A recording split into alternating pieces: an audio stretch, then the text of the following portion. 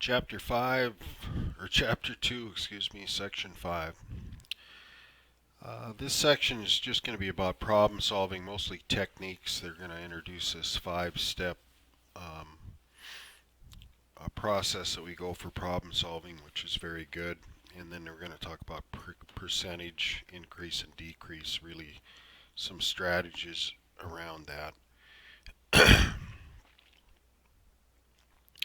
Probably the biggest importance of this section in going through the examples, they're going to bring up some pieces of information you're going to need to know for quizzes and tests, like there's certain parts of geometry, review some formulas and stuff.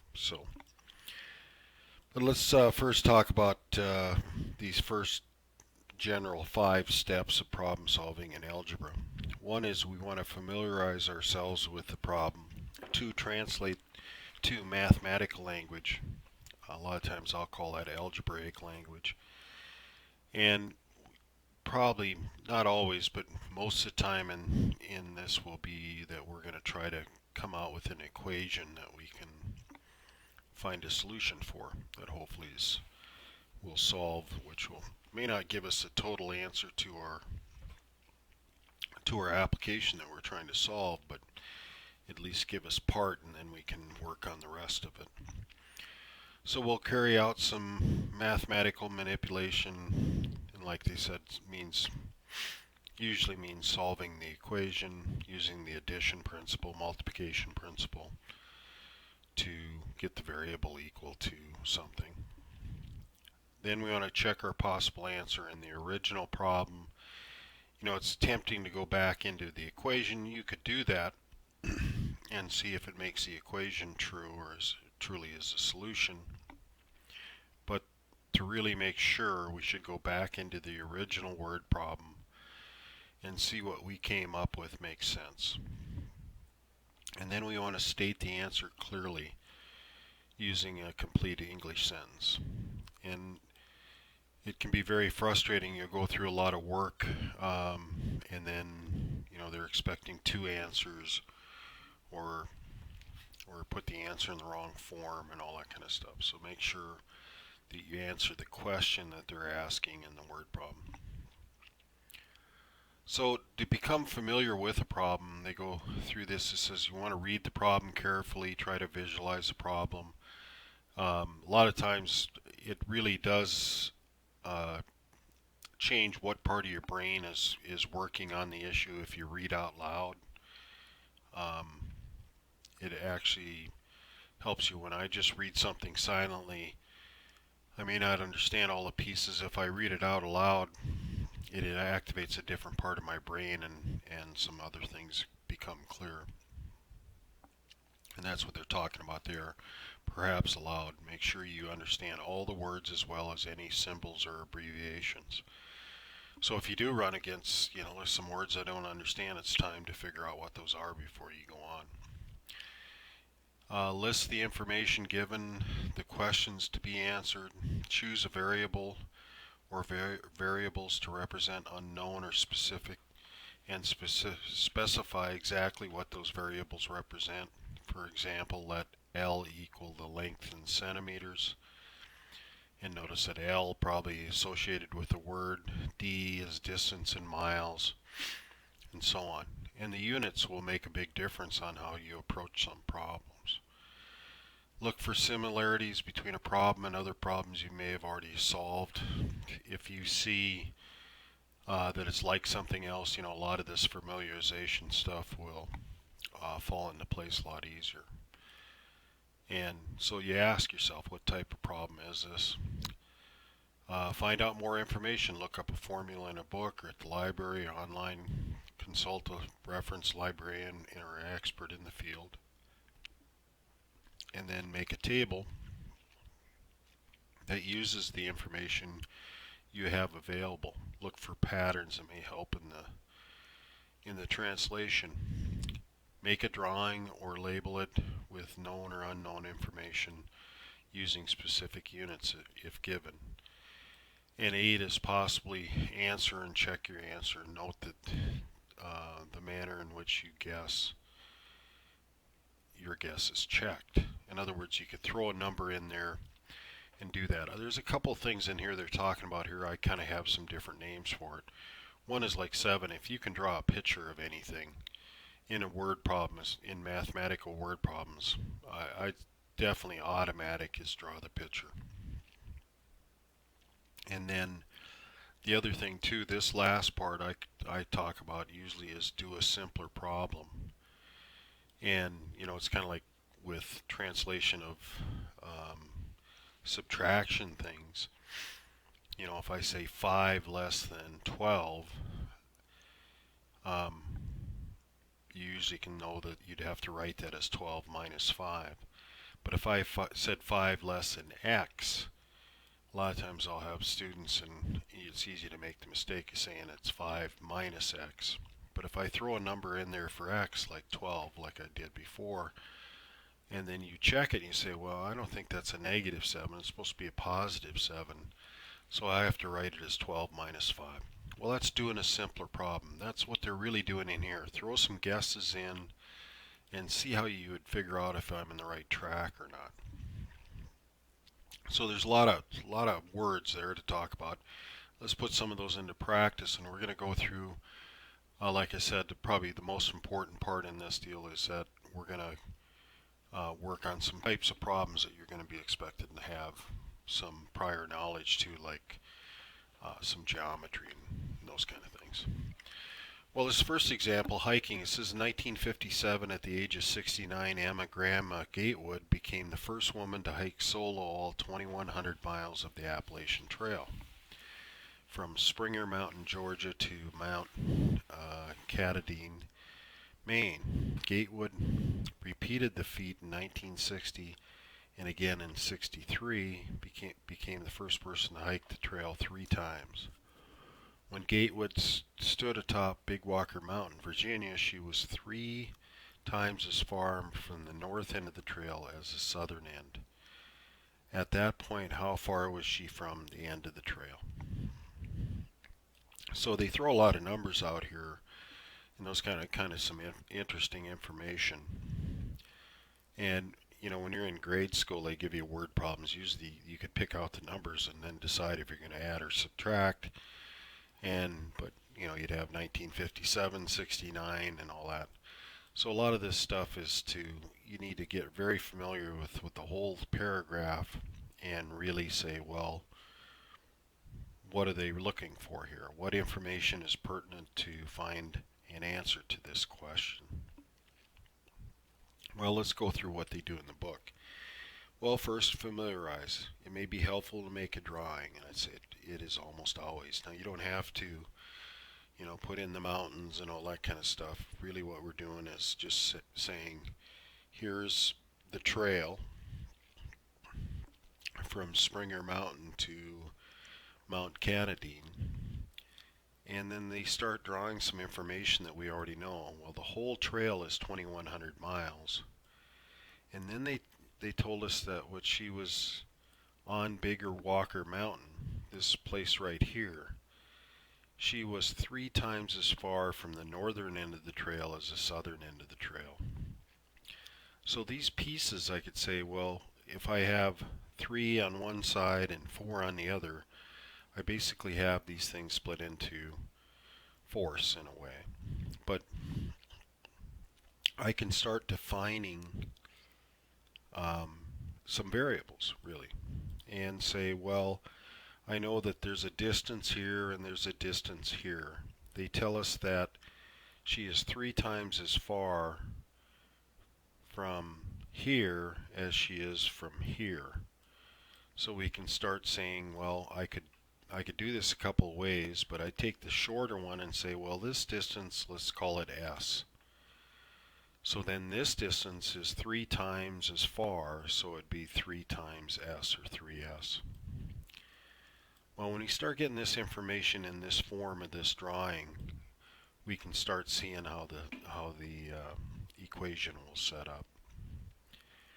So to gain some familiarity, let's suppose that Gatewood stood 600 miles from Deal. They threw some numbers at this thing, right? They took a guess and said, well, let's see what would happen. That's this part right here. This think of a possible answer and check your guess. So they say, well, 600 miles might be about right. Let's put that in there. And then what would happen? Well, 3 times 600 is 1800 miles. So with that guess, this would be 1800 miles and this one would be 600.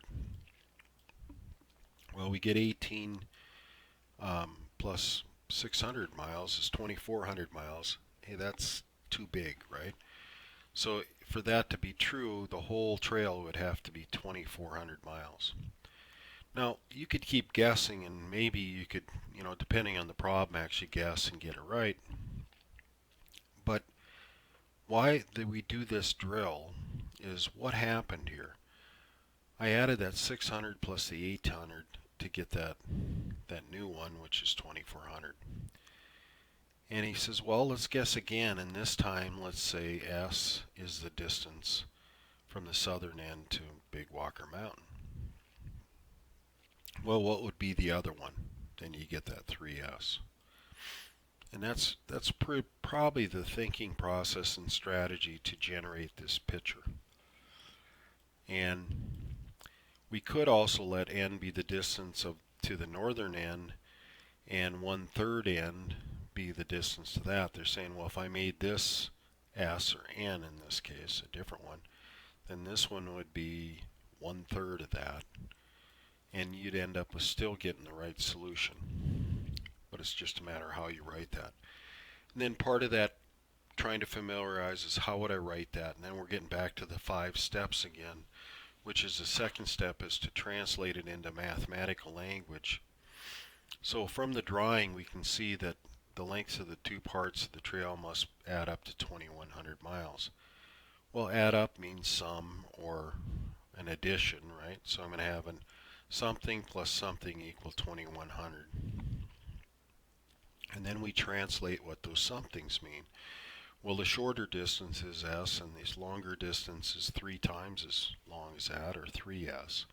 So we end up with S plus 3S equals 2100.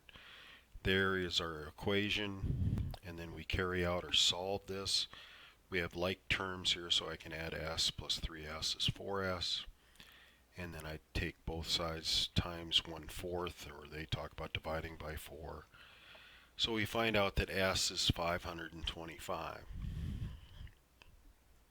Now, we've gone through a lot of process here to try to figure out what to do and create an equation. And then you might just say 525. Well, let's go back to the original. And it says to check as predicted in the familiarized step, S is less than 600 miles. Hey, that seems to follow with what I guessed and checked. And then if this one is 525, then what's the other distance is 3 times that, or 1,575 miles. And then I would check that. Do these two things add up to 2,100? Yeah, they do. Now, we want to state a good sentence basically explaining our answer. It says atop Big Walker Mountain, Gatewood stood 525 miles from Springer Mountain and 1,575 miles from Mount Katadyn, the beginning and the end points of that trail. Now let's go back to the original here. I'm going to scroll back. And did I answer the question? Because that's exactly what it says. It says, how far was she from each end of the trail? Like I said, it would be easy after all this work and say, well, 525 miles is the answer, and you would not have answered the question. So make sure you go back to the original and answer exactly what they're looking for, because they wanted to know the distance that Big Walker Mountain was from both ends of the trail. Now here's some added information. They want to show us basically the algebraic or mathematical way of expressing consecutive integer stuff. And consecutive integers are, well, first the integers are 0, 1, 2, 3, 4, and so on, and their opposites, or I could say the whole numbers, which are 0, 1, 2, 3, 4, and so on, going on for infinity, and their opposites, or additive inverses, or -1 times it, which mean all the same thing. When I put those two things together, I got the set of integers. Well, first, like I said, I need to know what integers are. If you don't remember what integers are, you're going to have problems with some of this stuff. So they give us examples of integers here. And then they say if I was going to write an algebraic expression for consecutive integers, or an integer plus its next one, or the next one after that, I can write that algebraically. Like if I went to 16, what do I need to do to go from 16 to 17? Well, I add 1 to it. And then go to the next one, I add 1 and add 1 and add 1.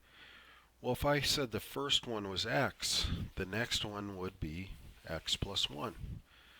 And then if I added a 1 to it again, which would get me to the third one, it would be x plus 1 plus 1, which is x plus 2. So this algebraic representation really shows a way to do consecutive numbers, which would be x, x plus 1, x plus 2, then x plus 3, and so on. Now, even integers are easy to give examples of. I have 16, 18, 20, 22, 24, and I could also have negatives, -52, then -50 if I'm going up, -48, -46.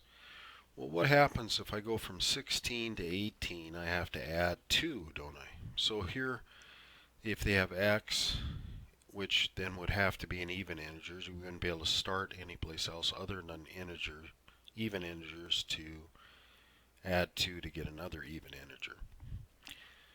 Well, if I made 16x here, 16 plus 2 is 18. Hey, that works. What's the next one? Well, it'd be plus another 2, which is x plus 2 plus 2, which is x plus 4. And does it work? If I put 16 in for x, I get 16 plus 4 is 20. Yep, that's the third one, and so on. So here's a good way to represent even integers. Well, the same thing happens with odd. You just start with an odd, add 2, and you get to the next odd one. So you have that same pattern that's there. Well, they're giving us this information for a reason. Let's look at example 2. And it's talking about interstate mile markers. The U.S. interstate highway posts numbered markers at every mile to indicate the location in case of an emergency. The sum of consecutive mile markers on I-70 in Kansas is 559. Find the numbers on the markers. Okay. Well, let's familiarize ourselves with that. I spit that out and you probably didn't catch the key parts. So let's look at this again. It says the numbers on the mile markers are consecutive positive integers. Thus, if we let x be the smaller number, then the next one would be x plus 1. To become familiar with the problem, we can make a table, as shown at the left right here, and start figuring out what that would be. They're talking about the sum of two consecutive mile markers. So if I had 114 was a mile marker, the next one would be 115. And if I added those together, I would get 229. Well, that's pretty lot smaller than what they're looking for. And that's what they told us. The sum of these two consecutive markers is 1559. Now they start kind of guessing at this right here. I probably would have went right to writing an equation for that. But they do this and they start saying, hey, if it was 252 and then I get to 505, that's still small. If I go to 302 plus 303, I get to 605. Well, it's probably then between those because the last one is larger sum than what we're looking for. So there's talking about consecutive integers again. And that process of getting a table really does get us pretty familiar with what's going on. You may not have caught the sum portion of that in the word problem until we actually start writing some information down and doing some guessing, like what do I actually do here? Well, then we translate this into an equation. The first integer is x. We're going to have an addition, so plus. The next integer is x plus 1. Is means equal, and then it's equal to 559. So I end up with this equation, then I solve this equation. I end up with 2x plus 1 equals 259. Add a negative 1 to both sides, I get 2x equals 558. And then take 1/2 times both sides, and I get 279. Well, that means that the first, or the smaller mile marker is 279. And then the next one, the next consecutive one, which would be one more, x plus 1 is 280. And then we check that. Does that make sense? If I take 279 plus 280, does that add up to 559? And it does. So that checks in the original. So there's our answer. It should say the mile markers are 279 and 280. Now this one about photography uses a table again here, and let's look at the original.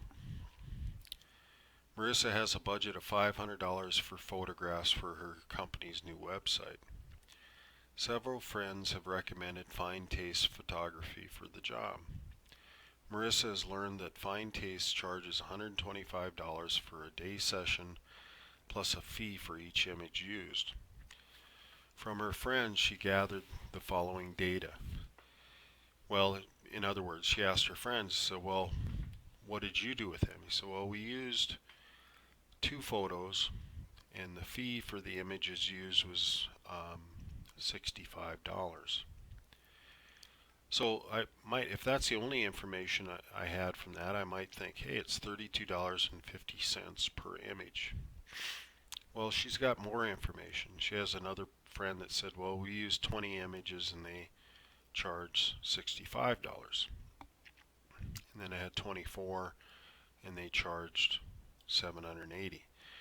Well, you start familiarizing yourself with this. Just like I said, if 65 divided by 2 is 3250, and the 20 picture one per piece would be 3250 and 3250. So it looks like is the number of images used is $32.50 per image.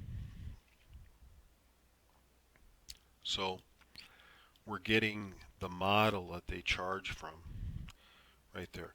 They didn't give this to us, and because they didn't tell us what the fee per image was. We had data that we actually had to figure out what that was from, or what the set fee per picture is. So if she buys 14 images, then the cost is a fee for the session plus a fee for the images. Well, we're going to pay $125 for the session when they're going to take the photographs, and then they're going to charge me $32.50 per image. In this case, 14. So I end up with this expression.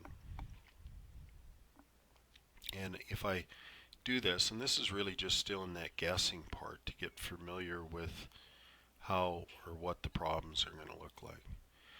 Well, when I did this and I do this order of operations, I get 125 times this quantity of 3250 times 14, and I end up with $580 if I do the math. Well, that's too much. So we know that we can't get up to that range of 40 or 14 images. So we could make that less and we could keep guessing, but the idea is try to get an equation from this. So they let the number of images, that's a variable, like this one that we changed, guessed at 14. Well, if I replace that with n, I can start doing some things again about translating that into an equation.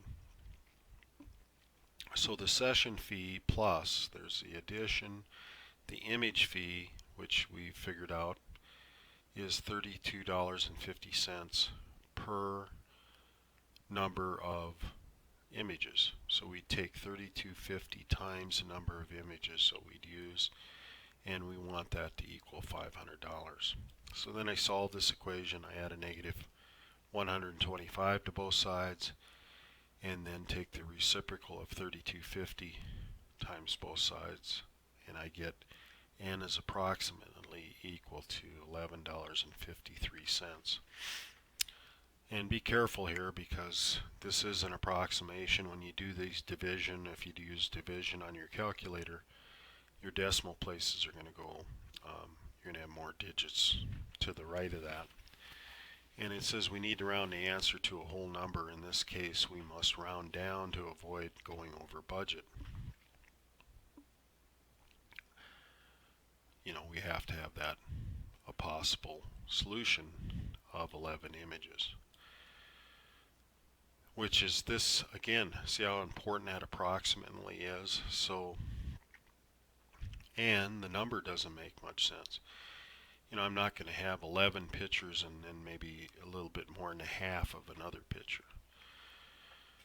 So to stay under budget, we would not go up to 12, even though when we were rounding you think, hey, I'll go to 12. But if I take 12 times 3250 plus 125, that I'm going to spend over $500. So I need to go down to 11, and that's what they're describing here. So the fee for 11 images at $32.50 is $357.50, plus that session fee of $125. I end up with a cost of $482.50. Well, it doesn't hit right on the 500, but we're talking about a budget. So we need to stay under that budget, and it's the only way I can stay under the budget, because if I go with one more pictures, it's going to go over $500. And that's what we need to state, that Marissa can buy 11 images from Fine Taste Photography without exceeding her budget. This next one's about perimeter. Perimeter means the distance around. You know, it's kind of like if I was talking about a circle, there's a special word for distance around a circle. It's called a circumference. So we're talking about flat-sided figures. So on a rectangle or a hexagon or octagon, like a stop sign, if I'm talking about perimeters, it would mean I would add the lengths of the sides together to get the distance around that object.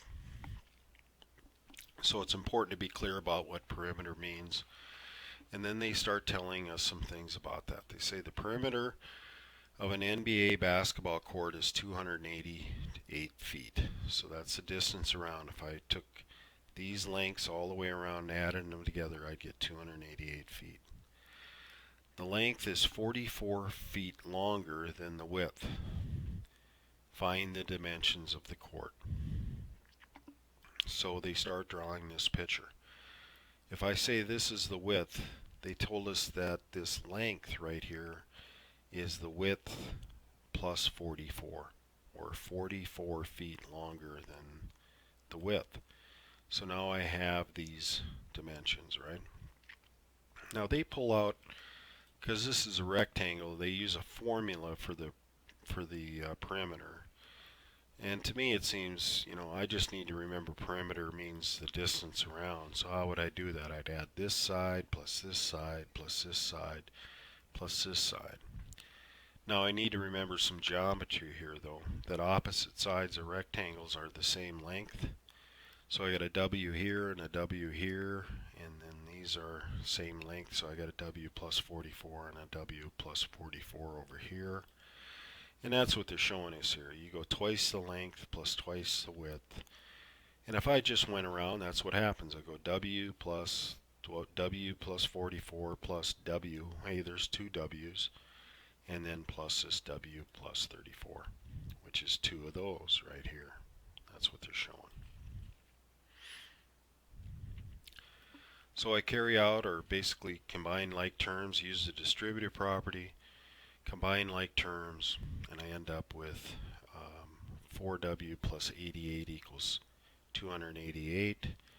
I add a negative 88 to both sides, I get 4W equals 200, and then take 1/4 times both sides, I get W equals 50. Now, so I got a width of 50. Now we check. If the 50 is the width, the length is 44 feet longer, so it'd have to be 94 feet. So we got a 44 foot, by 94 foot.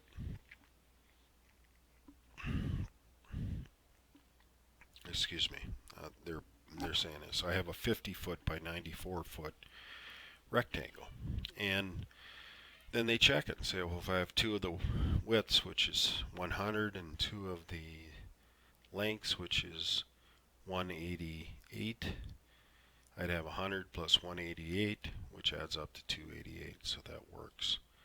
And then make sure you answer the question they're asking. The NBA court is 50 feet wide and 94 feet long. And that's what the caution is about. A lot of times we have two answers. We see a lot of errors around just leaving one answer in there for that. And make sure you go back to the original problem. Now here's some more geometry about cross-section of a roof, and a picture really makes this handy. I forgot to say that about the basketball court too. The picture really helps. It's just a picture of a rectangle. In this case, we're going to have a picture of a triangle. And they give us some key words here. It says a cross-section of a roof. In a triangular gable end of the roof, the angle of the peak is twice as large as the angle on the back side of the house. And the measure of the angle on the front side is 20 degrees greater than the angle of the back side. How large are the angles? Well, we're going to bring in some geometry and stuff like that. So they take the back angle here and say, let's make that x. They said that this one is twice as much as that, so that'd be 2x. And this one is 20 more than that one, which is x plus 20. So I have all these three angles, interior angles of this triangle labeled. Then there's some important information about triangles, which you may not remember, but if I add all the angles of any triangle together, it adds up to 180. So that's what they do. They take each one of these expressions and add those together, and it should equal 180 degrees. So I end up with this equation right here. I combine like terms. I get 4x plus 20 equals 80. Add a negative 80 to both sides. I get 4x equals positive 160. And then take 1/4 times both sides. I get x equals 40.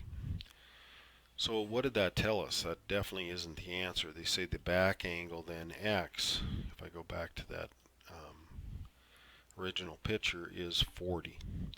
Well, what's the front angle? The one that is 20 more? Well, it'd be 40 plus 20 is 60. And the peak angle is like two of these, which is 80. And then I can check, does 80 plus 60 plus 40 equal 180? And yeah, it does. So I'm on the right track.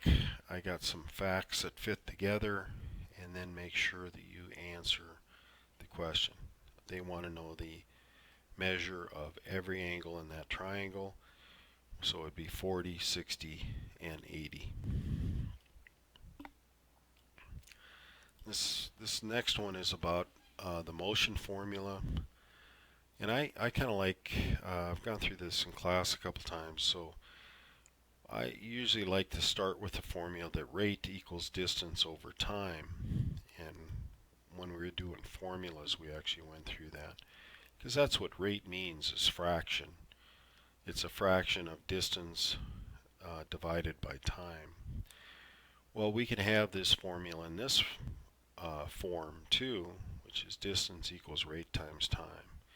So in these motion problems, it says Sharon drove for 3 hours on a highway and then 1 hour on a side road. Her speed on the highway was 20 miles per hour faster than her speed on the side road. If she traveled for a total of 220 miles, how fast did she travel on the side road? Now they're asking for a specific number now. So we're probably going to come back to this a couple times. Well, to familiarize, after reading the problem carefully, we see that we are asked to find the rate of travel on the side road. We let x equal Sharon's speed on the side road. That's what we're looking for. And a lot of times that's what we do when we're defining variables. Since we're dealing with motion, we can use the motion formula of distance equals rate times time. Now notice they're starting to create a table here. Road type, and which is highway and side road. They put the formula right here, distance equals rate times time. And they start filling in some stuff that we know. And that's what they're talking about building this deal. Well, we know that she spent 3 hours on the highway. Well, I got a time for this highway portion. And also she traveled for on this side road for 1 hour. Because I'd say, where did they get this? Is that from right here, right? 3 hours on the highway and 1 hour on the side road. Now they gave us some indications of speed on the highway and speed on the side road. It says her speed on the highway was 20 miles per hour faster than her speed on the side road. Well, we need to define what the speed on the side road was. They talked about that right away. Well, that's going to be X miles per hour on the side road. So they're filling in this table as they go. Now we want to look for or find the remaining entries using the variable X. We know that Sharon's speed on the highway was 20 miles per hour faster than her speed on the side road. Well, if the side road is X miles per hour, then this one is going to be X plus 20 miles per hour, 20 miles faster. And that's what they start doing in here. They say, well, we can use this, which is X plus 20 is my rate right here, miles per hour. And 3 is my time, in a sense, of 3 hours. And we have this, basically what they're doing is, well, let's simplify this formula with what we know. This is going to be X plus 20 times 3. And what they did here, which is not easy to see with this, is miles per hour means miles over hours. Notice that they changed this solution to, what we end up with is, like in fractions, is the hour over hour, which is like it going to 1, and all we end up with is miles. And that's what they showed here. We got X plus 20, the quantity, times 3 miles. Same thing here, the hours cancel out, and I end up with X miles.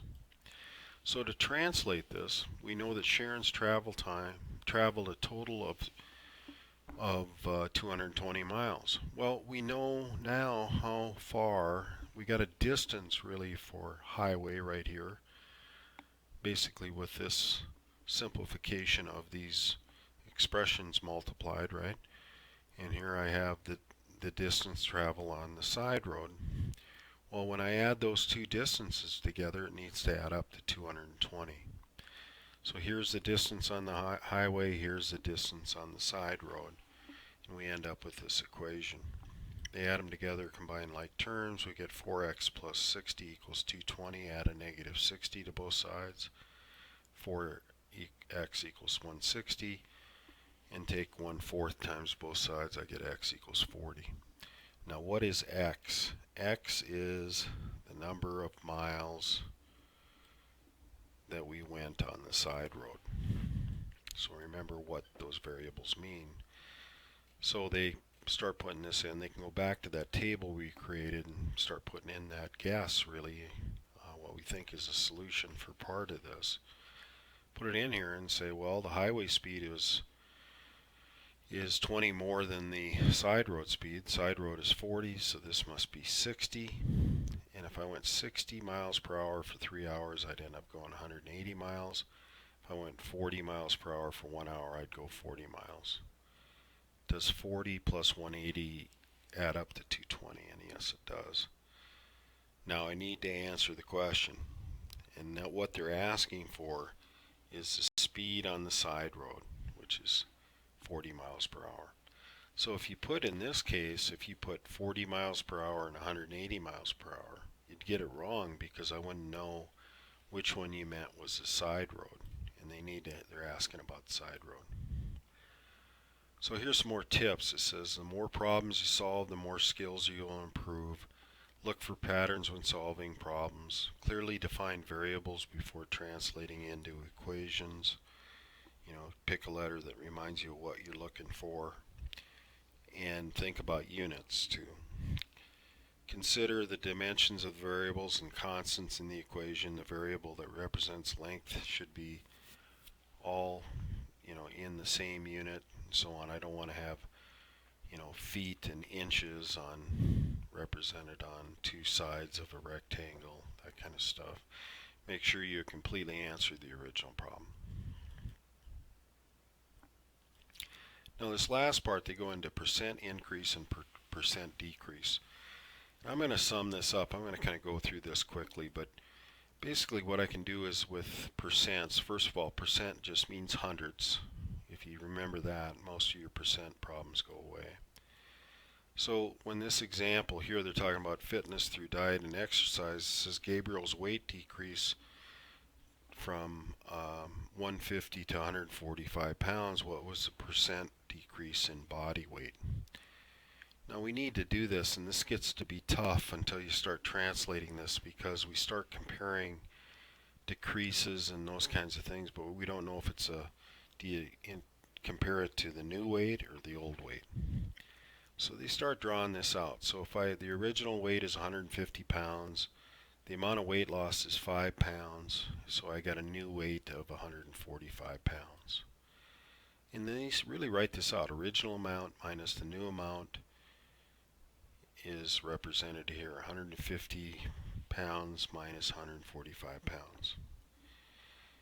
So to reword this, let's say the amount of weight loss, 5, is equal to what percent of the original weight?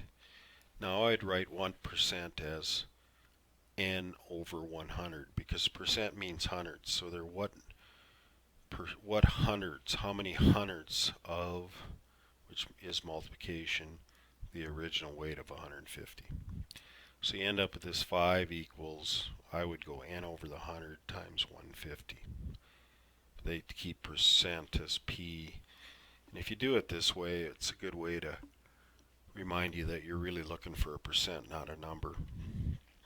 So they get 5 over 150, which is 0.03 repeating if you convert that to a decimal.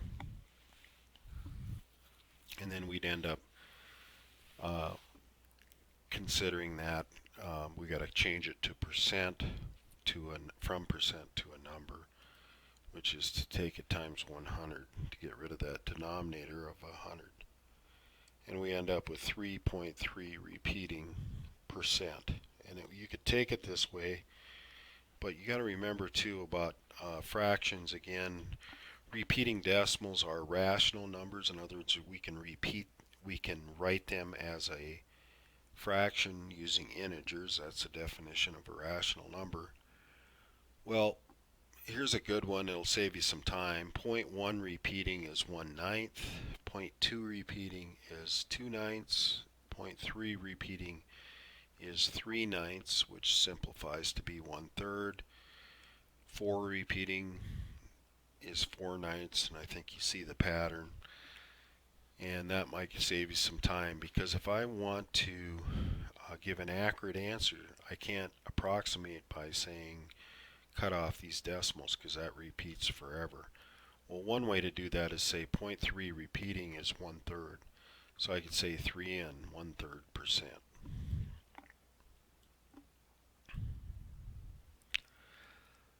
This next one's about another type of percentage deal. It says tax-exempt food pantry, Hope Food Pantry, has received a bill of $242.65 for food storage bags. The bill incorrectly included sales tax of $5 and a 5.5%, How much does the food bank actually owe?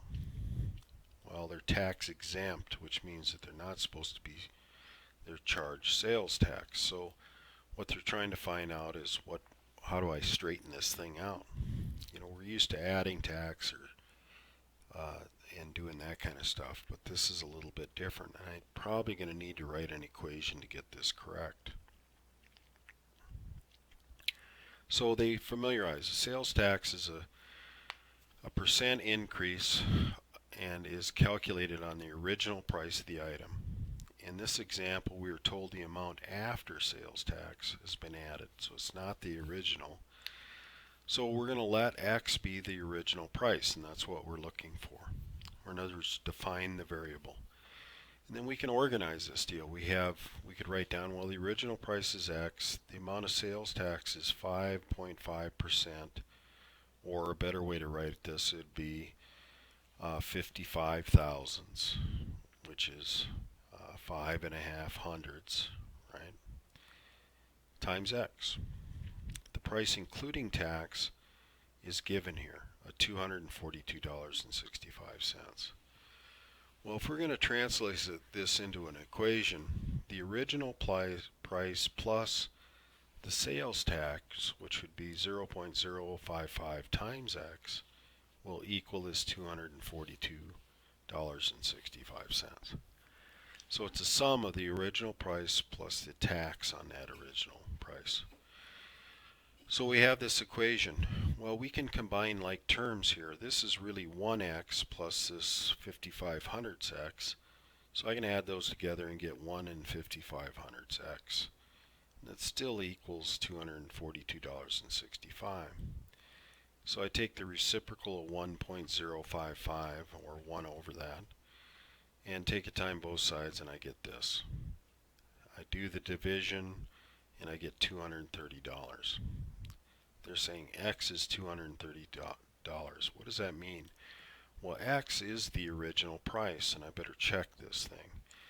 If I took the original price of $232 that I think it's going to be, and then if I find out the tax on that, which would be $12.65, if I add those two things together, do I get this price that they gave us?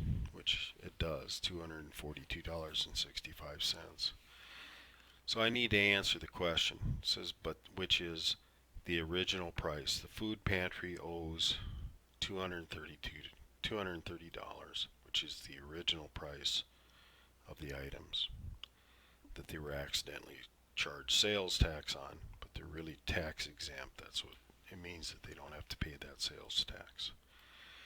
Well, we got through a lot of examples. Brings up pretty much the kinds of things that you're going to run into in the exercises, and there are a couple other things.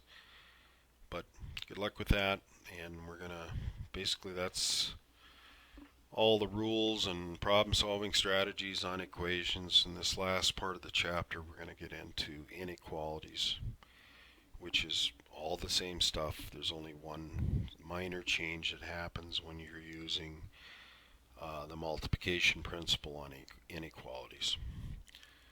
So good luck with your assignment. Talk to you later.